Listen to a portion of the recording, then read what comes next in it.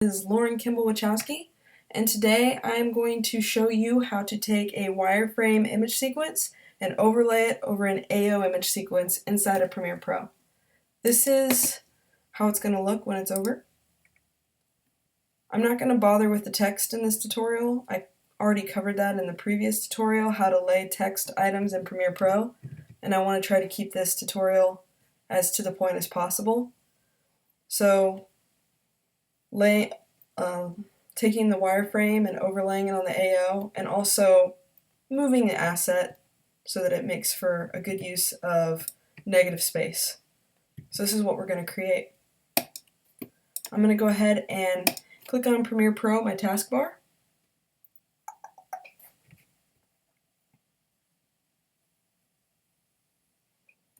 Click New Project, name it. Go to Browse. Now, at home I could just leave the directory location where it is, but if you're working in a school station, you're going to want to set it somewhere where you can find all these files. The desktop's an easy place, or your external hard drive. You can press OK, and that's going to open up the Premiere Pro interface. Now, like I said before, I went over a lot of this interface, some of the tools, how to create custom text in a previous tutorial, so I'm not going to spend a lot of time on those things. We're just going to jump right in like you're already somewhat familiar with the interface. So I'm going to double click on the project bin, and I already have the renders set out on the desktop. I have the AO, wireframe, and zoomed in AO and wireframe. And I'm going to start importing.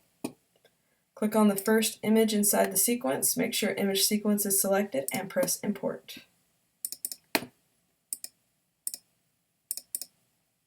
And repeat. Alright, so I'm big on organization, so I'm going to go ahead and start organizing these.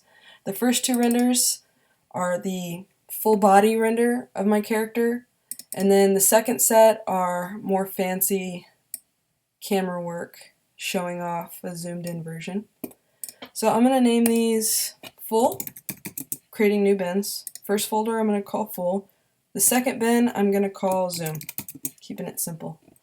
I'm going to grab these two and set them inside of full, and these two and set them inside of zoom.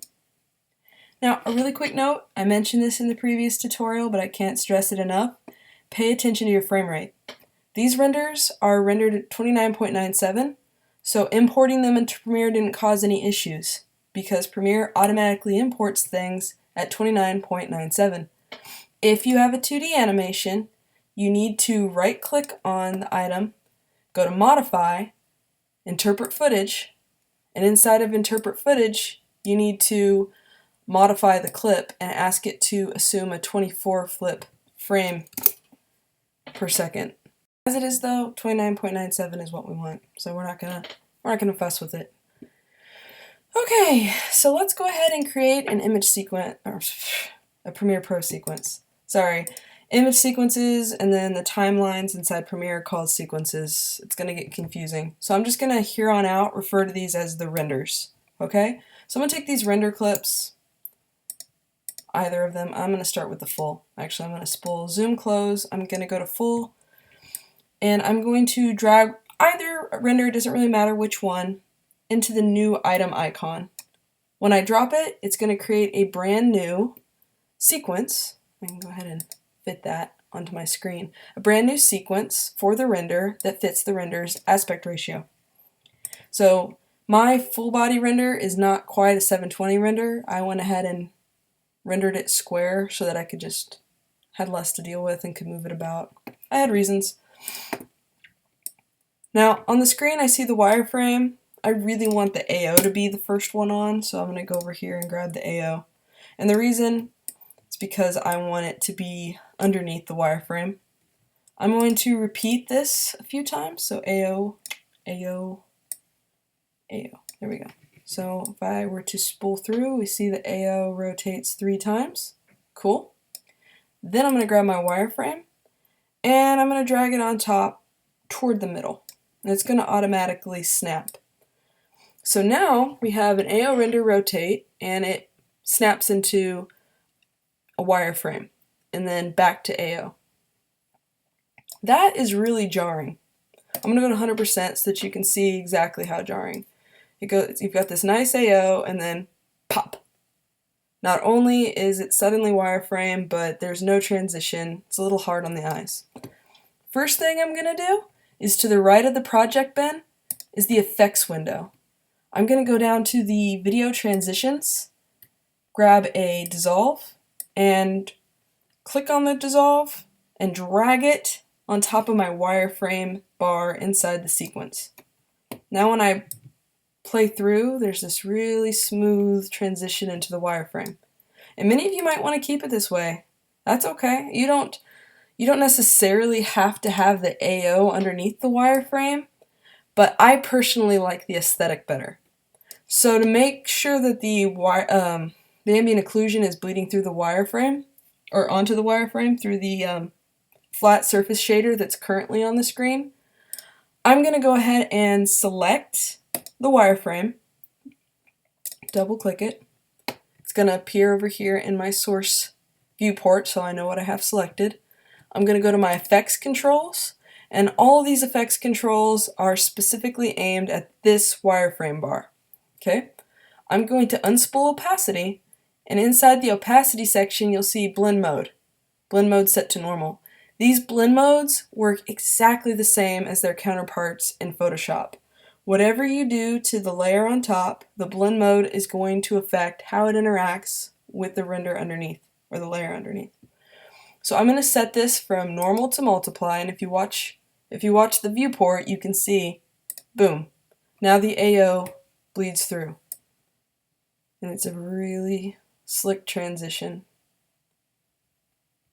Now it pops again at the end, so I'm going to add another cross dissolve so that this time it's AO, wireframe, AO. And you don't have to have that order, this is just my vision for how I want to display my model. Gonna go ahead and have this fit back on the screen, close my bin with my full render, go to my zoom render, grab one of these files, and go to the new item button again, basically repeating. Now I don't have to delete my wireframe if it's the first one I selected to put into the sequence. I could just grab it and drag it into its second layer. But I definitely want the wireframe to be on top of my AO. So I'm going to put the AO on. Now you'll notice in this case the AO is longer than the wireframe. That's because I didn't bother rendering out all of the wireframe. I pretty much knew the point from where I wanted the wireframe to start, and that's where I began my render to save on even more time. Gonna repeat what I did before, cross dissolve on the wireframe, and click on that wireframe, and set it to multiply. Oh,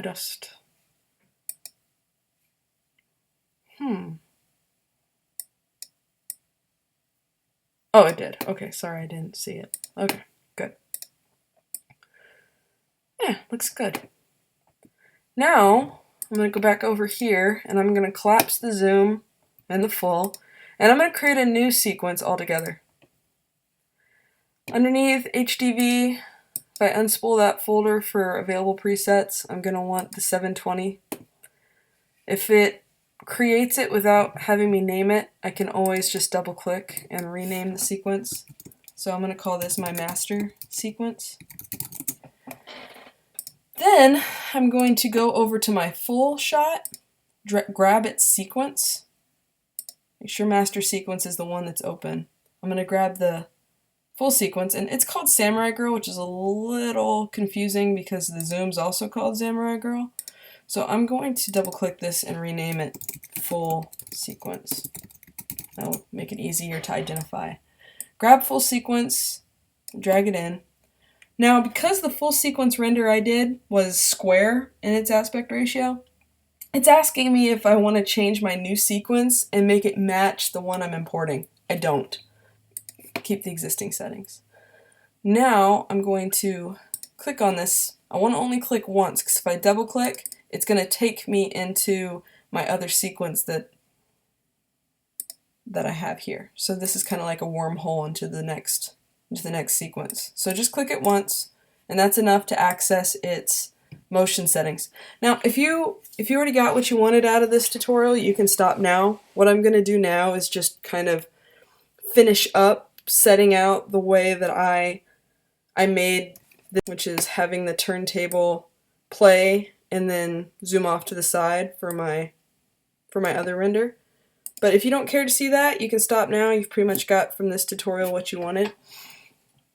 Alright, but for those who are interested in seeing how I keyed that, first I'm going to grab this sequence and I can either click on the motion box, which allows me to see, if you can see up here, it allows me to see the transform controls. I could do that. Or I could unspool motion and change the position manually, or the scale manually.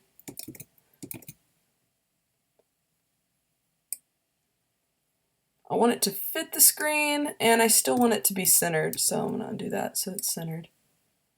That looks good. Just make sure it's taking up a good chunk of the screen. Alright, so I could put text over here and text over here. Oh, it's fair to also take into consideration safe action lines. On certain TVs or certain screens, this might be cut off. So I'm going to go ahead and scale this a little bit further down actually. There we go. Safe action. Have it play the wireframe, and then as it goes to ambient occlusion, I want it to move over here. I'm going to go to my position settings in the effects controls. Click on the stopwatch, which automatically creates a keyframe. Move forward a little bit. Maybe I want this to move back. Maybe I want this animation to start before the AO transitions. If I change my mind, I can go to the point where I want the transition to start moving, grab the keyframe and drag it to that point. But I've created a single keyframe. What I'm trying to get across is I've created a single keyframe that I can move about the timeline. This timeline is a reflection of this timeline. If I grab this navigator here, it's moving this navigator up here. This one just happens to be expressing the keyframes, whereas this one down here is expressing the sequences. So I'm going to move it this way, maybe about at this point. Looks like a good point to start. When I grab it, you will see kind of a motion path. This is just showing us a visual representation of where this render is going. So if I press play,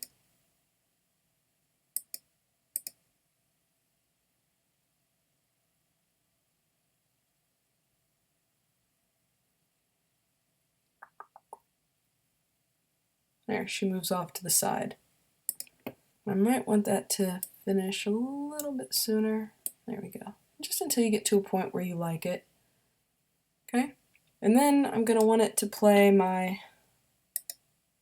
zoom sequence. So I'm going to grab my zoom sequence and I want it to start playing around the time that this has already reached its destination. So I'm going to grab it. It's going to be on top. It's not really interfering with anything off to the side.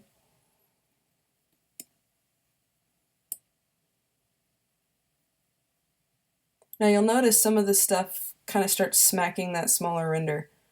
That's why when it gets to about this point, I start asking this render to cross dissolve out. So I'm going to go to this sequence down here, maybe zoom in so I can see what's going on, and I'm going to have it cross dissolve away.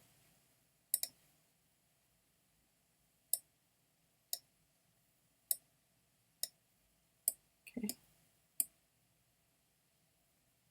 At a certain point. Let's see.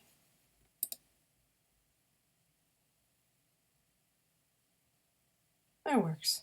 That's good and tasteful. Alright, 23 seconds long. It does its rotation, moves off to the side. It does do a very sharp snap, so I'll add a cross dissolve there as well. Boop. She cross fades in, shows off the mesh, and we're done. Again, I could add some text over here if I wanted, kind of talking about it. If I had her textured, I could show off her texture map, her AO map, her normal map, whatever. But yeah, that's essentially all you need to do. If you have any questions, feel free to send me an email at lkimball2@jcc.edu, and I look forward to seeing your reels later this week. Take care!